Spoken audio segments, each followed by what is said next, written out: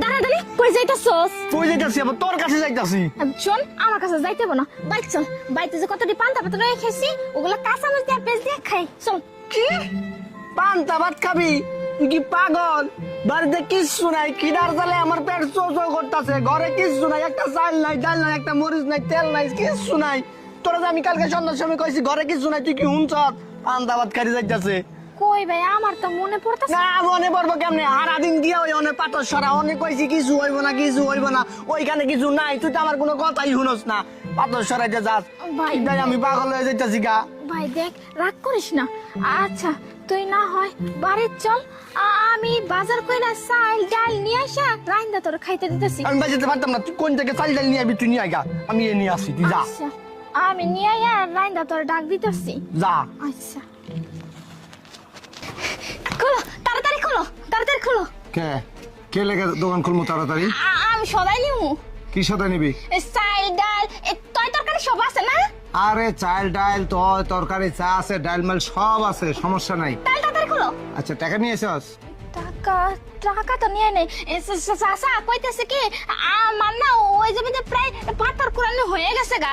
আর পাথর কুড়ানো হয়ে গেলে জমিটাতে চাষ দিব, চাষ দিয়ে ফসল ফলাই সেই ফসল বিক্রি করে তোমার সব টাকা দিয়ে দিব।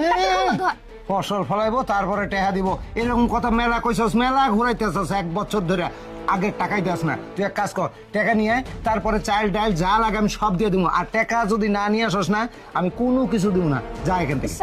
শুনুন না চাচা কি কইতেছে, দেও না আমার বাইনা না খায় রইছে।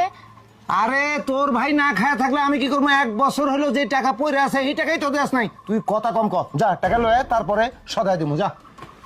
কি করুম ভাইটা না খায় রইছে আমার আশায়। টাকা টাকা কোন যাই হোক চাষের কাছ থেকে না হয় টাকা নিয়ে আইসি গা।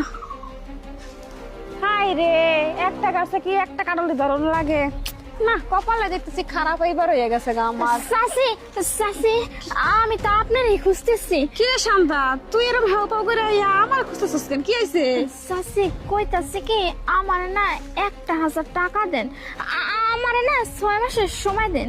এই 6 মাসের মধ্যে যদি আমি আপনার টাকাটা না দিতে পারি তাহলে জমিটা আপনার নামে রেজিস্ট্রি করে দিই। আরে শান্তা, টাকা নেবি নে, সমস্যা কি?